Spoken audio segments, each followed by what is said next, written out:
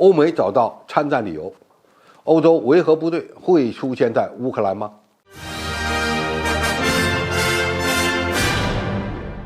观众朋友，大家好，我是付天少。虽然北约和欧盟都拒绝出兵乌克兰，但是当战场局势出现对西方极为不利的情况之时，泽连斯基当局有可能会邀请西方国家派出维和部队进入乌克兰。匈牙利总理欧尔班近日透露，欧盟国家将讨论向乌克兰派遣某种类型的维和部队。俄罗斯安全委员会副主席梅德韦杰夫称，欧洲目前正在讨论在北约主持下部署所谓的维和人员，这可能是西方在乌克兰参战的一种新方式。梅德韦杰夫声称，很明显，这些所谓的维和人员是俄罗斯毫不掩饰的敌人，是披着羊皮的狼。如果他们在未经俄罗斯同意的情况下部署到前线，手里拿着武器，对我们构成直接威胁，他们将是我们武装部队的合法打击目标。虽然梅德韦杰夫态度强硬，但是当前并不能排除出现这种局面，而且俄罗斯将必然会面临着严峻的考验。如果俄罗斯军队不分青红皂白地攻击维和人员，就有可能遭到西方的进一步孤立，甚至不排除军事报复。毕竟，攻击乌克兰邀请的维和人员，等于事实上在攻击西方国家的军队。虽然乌克兰作为一个主权国家有资格邀请维和部队在本国活动，但是这个维和部队不大可能是联合国派出的，更有可能是欧盟派出的。梅德韦杰夫对此反问道：欧洲准备好迎接一长串抬着维和人员棺材的人了吗？如果俄罗斯不攻击这些维和部队，那么乌克兰就有可能在对自己不利的区域让维和部队发挥某种稳定局势的作用，以集中优势资源攻击俄罗斯的防线。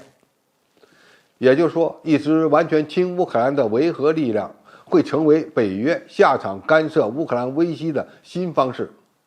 这样做只会有利于乌军的作战。现在的问题是，维和部队有没有可能出现在乌克兰战场呢？还真的有可能会出现这种情况。特别是西方发现通过军事援助都无法帮助乌克兰军队达成目标，甚至出现战线无法维持的情况时，欧洲国家打着人道主义的幌子，组建一支欧洲联军，进入某些乌克兰政府指定的区域，进行所谓的维和行动，用来降低战争的烈度，或者用变通的方式帮助乌克兰军队获得优势。比如将维和部队部署在乌克兰与白俄罗斯之间，那么就能极大地帮助乌克兰获得一支生力军，以防备白俄罗斯方向，从而呢让乌军部署在该地区的部队转而投放到乌东战场。但是欧洲组建维和部队的风险也是非常高的，因为可能无法获得俄罗斯和乌克兰的共同认可。维和部队的主要任务是制止冲突，恢复和平。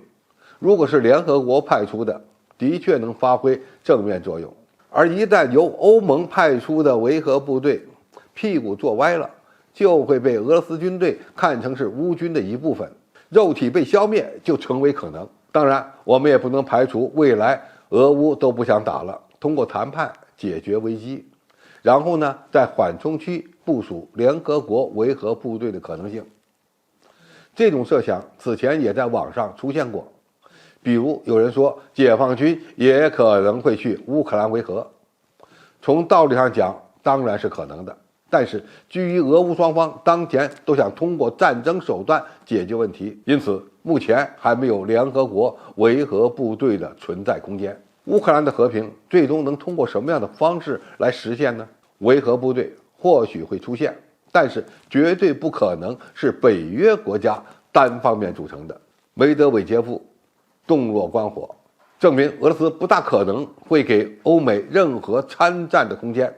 除非美国和欧洲想要引发世界大战，这样的前景有可能对人类带来一场重大的灾难。好，今天评述就到这里，谢谢大家收看，我们下期再见。